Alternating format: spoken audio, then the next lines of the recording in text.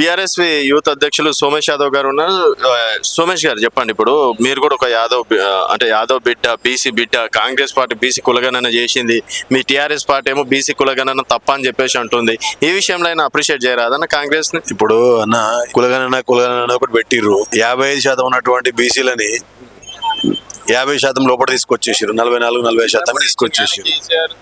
అది మనం అనుకుంటున్నాం అంతే. 23 లేదు, ఏమీ లేదు. దేశవ్యాప్తంగా ఒక జాతీయ పార్టీలు నిర్వహించాల్సినటువంటి ప్రోగ్రాము ఒక స్టేట్లో చేసేసి మేమేం అడుగుతున్నామే, బీసీలకు 45% మీద ఇస్తున్నాం అన్నారు కదా, అది మాకు ఎమ్మెల్యేలకు ఎంపీల అనౌన్స్మెంట్ చేయండి. స్థానిక సంస్థలు ఆల్రెడీ 50% ఉన్నాం కదా, చట్టబద్ధం చేయండి. ఫస్ట్ 119 సీట్లు ఉన్నాయి కదా, 120 సీట్లు ఉన్నాయి, మనం 119 సీట్లు ఉన్నాయి. దాంట్లో ఇప్పుడు 40% అని ఇప్పుడు బీసీలకు కేటాయించారు కదా. లేదా మాకు 50 సీట్లు వస్తాయి, 50 సీట్లు చేయమనండి, చేసినాక మాట్లాడండి. చేస్తామన్నాడు వేరు. 50 సీట్లు బీసీలకు అనౌన్స్మెంట్ చేయండి. ఎందుకంటే అసెంబ్లీలో బీసీలకు ఒక సీట్ ఎక్కడుందన్నా, బీసీలకు కాదు. నీ కార్పొరేటర్ టికెట్లలో కూడా ఎస్సీ సీట్లు ఇస్తున్నావు, ఎస్టీలకు ఇస్తున్నావు. బీసీలకు ఎక్కడున్నాయి? బీసీలకు ఎక్కడ న్యాయం చేస్తున్నాడు? ఎవరు చేసినట్టున్నా? రైతోత్సవం ఖచ్చితంగా గ్రాండ్ సక్సెస్ కాబోతున్నది. గ్రాండ్ సక్సెస్ లో ఖచ్చితంగా నియోజకవర్గానికి 3-4 వేల మంది అనుకుంటున్నాం. 3-4 వేల మంది కాదు, 5-6 వేల మంది కంటే ఇక పైన పోవడానికి స్వచ్ఛందంగా ఇంట్రెస్ట్ ఉన్నాము. సో పార్టీ నుంచి ఒక్క పిలుపుతోటే మొన్న మేము జిల్లా స్థాయి మీటింగ్, అంటే జిల్లా స్థాయి కాదు నియోజకవర్గ స్థాయి మీటింగ్ పెట్టుకుంటేనే జిల్లా స్థాయి మీటింగ్ కంటే ఎక్కువ మంది జనాలు వచ్చారు. దాన్ని బట్టి మాకు అర్థమైంది.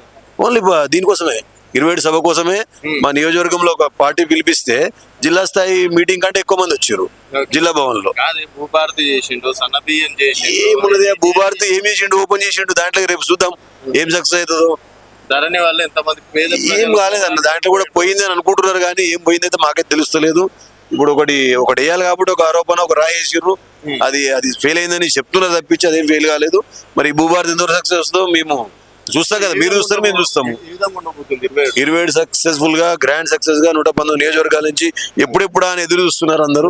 నిజంగా ఎదురు చూస్తున్నారు. ఎందుకు ఎదురు చూస్తున్నారు అంటే మేము కాదు, మాకేముంది, మేము సార్ ఎప్పుడైనా కలవమంటే అప్పుడు కలవడానికి మాకు సారు 24 అవర్స్ డోర్స్ ఓపెన్ చేసి పెట్టిండు.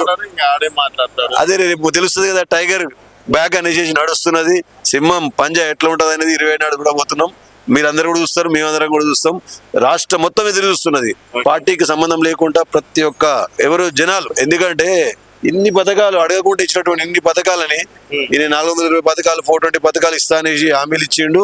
ఆ పథకంలో ఒక్క పథకం తప్పితే ఇంకేం పథకం ఇవ్వలేదు. ఇప్పుడు నిన్న సన్నబియ్యం అని రీసెంట్లీ చెప్తున్నాడు. సరే, ఇప్పుడు మంచి పనులు ఎవరైనా సరే సంతోషిద్దాం. ఆ 2 పనులు తప్పితే ఏ పనులు చేసిండు చెప్పండి?